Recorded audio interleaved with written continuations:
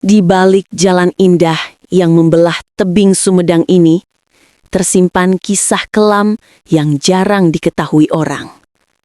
Ribuan nyawa melayang di bawah cambuk penjajah, darah mereka mengalir di antara batu cadas.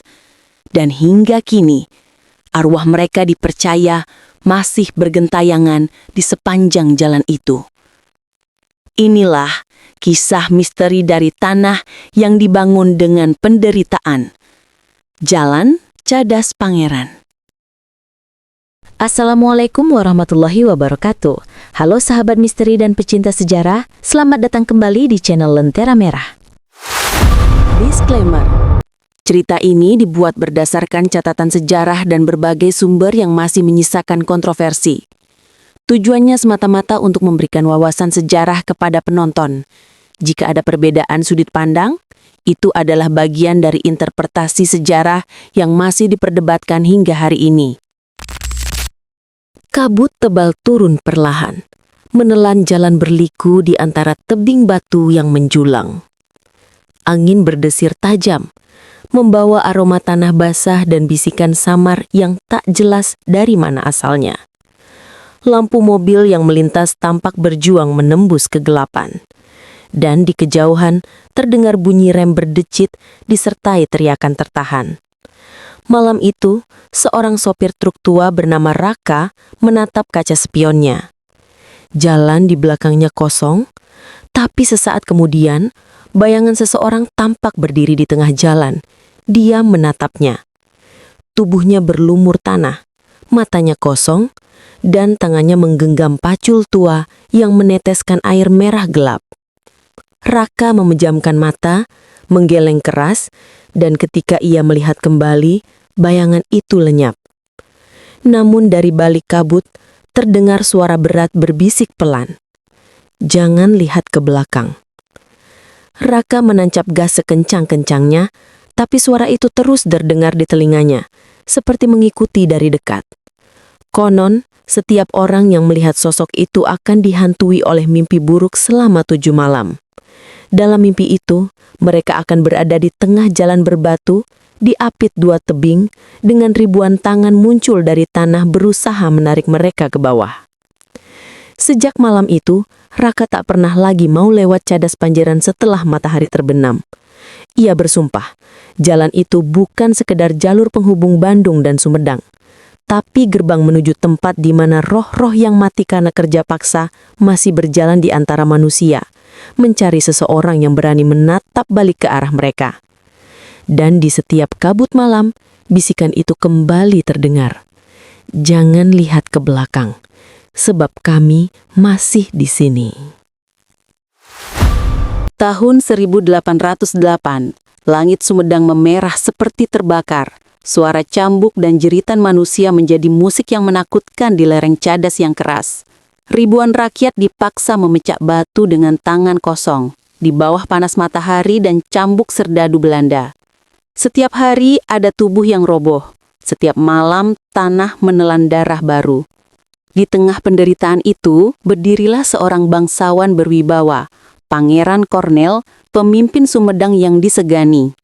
Ia menatap gunung batu itu dengan mata merah menahan amarah. Ia tahu rakyatnya bukan lagi manusia di mata Belanda. Mereka hanya dianggap alat, budak untuk membangun jalan besar yang disebut Jalan Raya Pos, proyek kebanggaan Gubernur Jenderal Herman Willem Daendels. Suatu sore, Daendels datang dengan rombongan kuda dan pengawal. Ia tersenyum puas melihat jalan yang mulai terbentuk. Bagus, dalam beberapa bulan lagi semua selesai, katanya dengan nada congkak. Tapi di mata Pangeran Kornel yang terlihat bukanlah kemajuan, melainkan kuburan terbuka bagi rakyatnya. Ketika Daendels mengulurkan tangan untuk bersalaman, Pangeran Kornel menyambutnya dengan tangan kiri.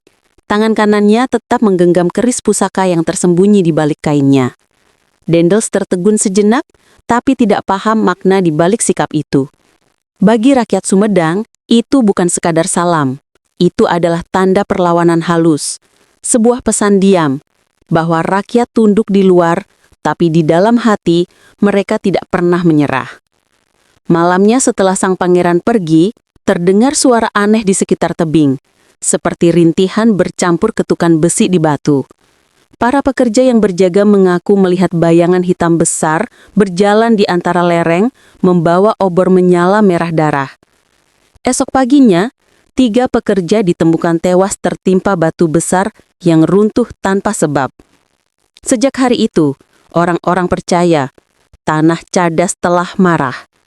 Dan di setiap batu yang pecah, tersimpan amarah ribuan jiwa yang tak sempat memejamkan mata. Langit Sumedang sore itu merah seperti bara. Di tengah gumpalan debu dan batu yang beterbangan, ribuan rakyat dipaksa bekerja tanpa henti. Teriakan cambuk dan jerit kesakitan bercampur dengan suara palu memecah batu Cadas. Dari kejauhan, sosok Pangeran Cornel berdiri di atas bukit, menatap penderitaan rakyatnya dengan mata yang berapi. Ia tahu, melawan Belanda secara terbuka berarti kematian. Tapi melihat rakyatnya disiksa, darahnya mendidih. Malam hari, di bawah cahaya obor, ia memanggil para pengikutnya. Daendels boleh menguasai tanah ini, tapi tidak akan pernah menguasai jiwa kita, ucapnya dengan suara berat. Keesokan paginya, ketika Gubernur Jenderal Daendels datang untuk meninjau proyek, ia disambut Pangeran Cornel dengan tangan kiri, suatu penghinaan halus yang hanya dimengerti para bangsawan Jawa. Tangan kanannya menggenggam keris pusaka, tersembunyi di balik selendang merah. Jalan ini akan jadi kebanggaan kami, kata Daendels sombong. Pangeran Cornel tersenyum tipis. Atau pengingat dosa kalian, jawabnya pelan. Setelah pertemuan itu, pekerja yang menggali Cadas melaporkan hal aneh. Suara langkah di malam hari, napas berat di antara batu, dan bayangan tinggi besar berbalut jubah hitam berjalan di atas tebing. Konon, setiap kali suara cambuk terdengar, batu-batu di sekitar bergetar seolah ikut marah. Malam berikutnya, petir menyambar bukit dan sebagian tebing runtuh. Puluhan pekerja tertimbun hidup-hidup. Sejak saat itu, rakyat percaya bahwa amarah sang pangeran telah membangunkan sesuatu. Kekuatan yang akan menjaga tanah itu selamanya dari keserakahan dan kezoliman. Dan sampai hari ini, jika hujan turun di Cadas Pangeran, suara petir di langit katanya bukan sekadar badai, melainkan gema dari sumpah Pangeran Cornel yang tak pernah padam. Selama darah ini masih mengalir, tak ada penjajah yang akan berjalan tenang di atas tanah Sumedang. Hujan turun deras malam itu. Petir menyambar di atas tebing Cadas, menerangi jalan yang licin dan gelap. Di bawah sana, di antara batu-batu yang terbelah, terdengar suara rintihan samar. Orang-orang desa percaya itu adalah suara arwah para pekerja yang tewas tanpa pemakaman. Setelah longsor besar itu, mayat-mayat tidak diangkat.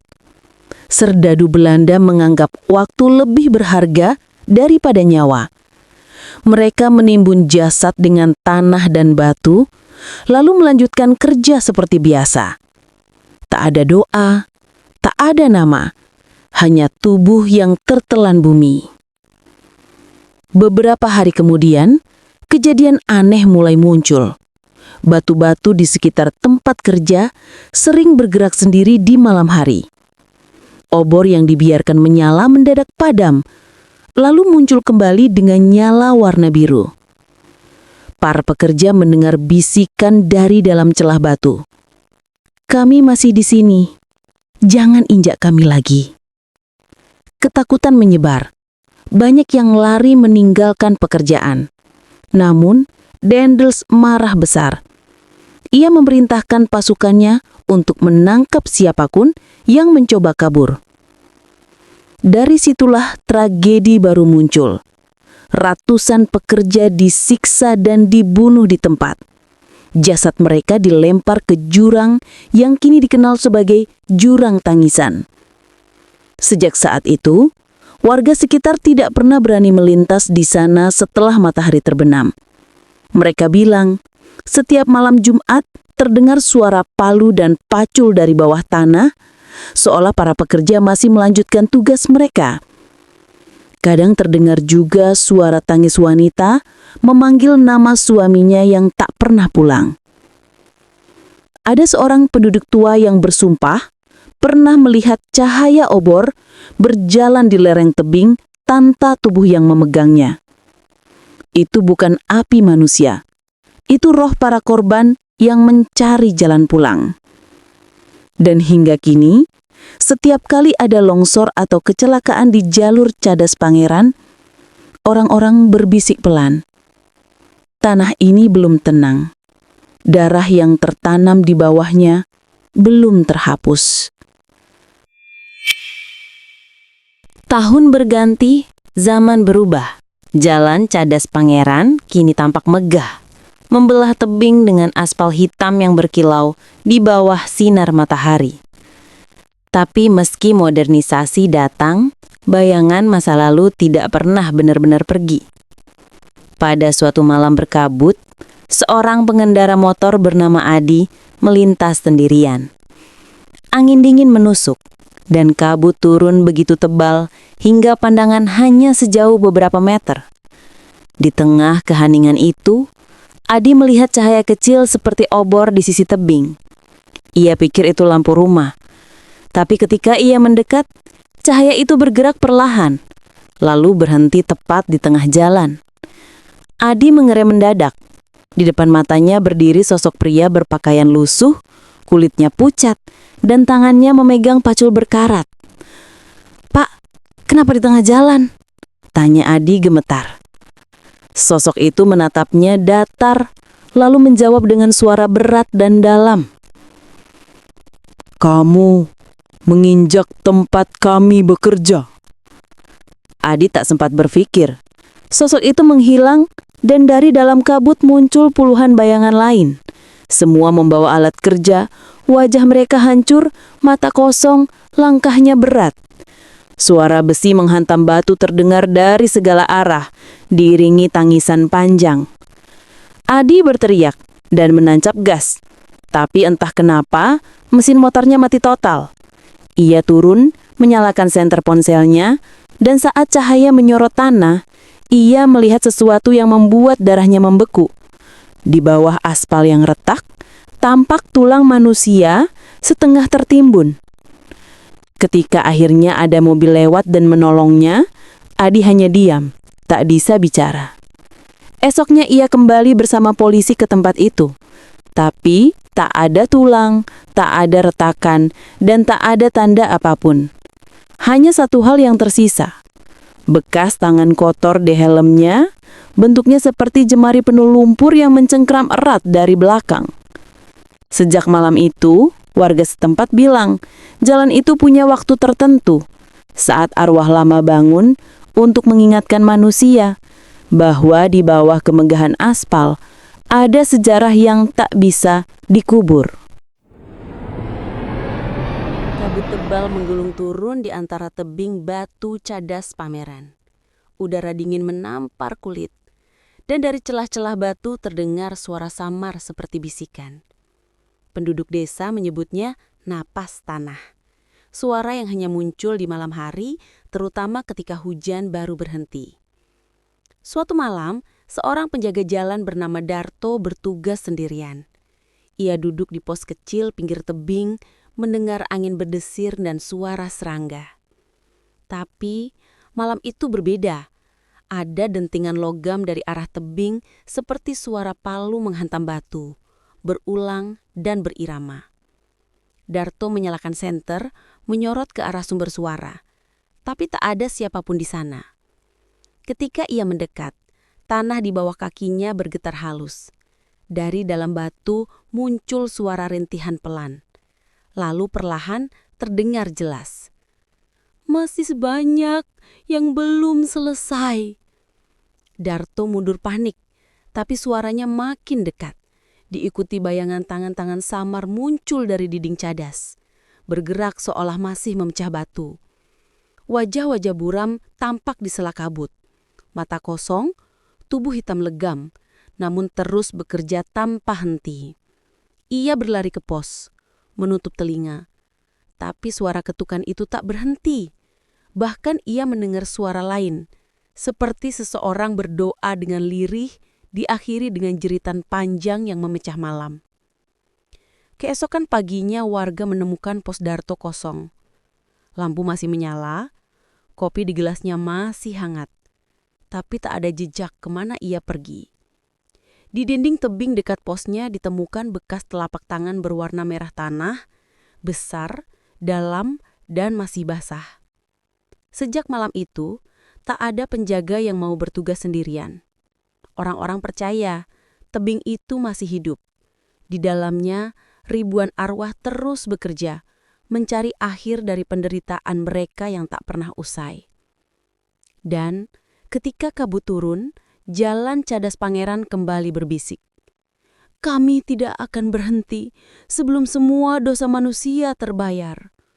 Tak ada yang tahu berapa banyak arwah yang masih tertinggal di balik batu Cadas Pangeran.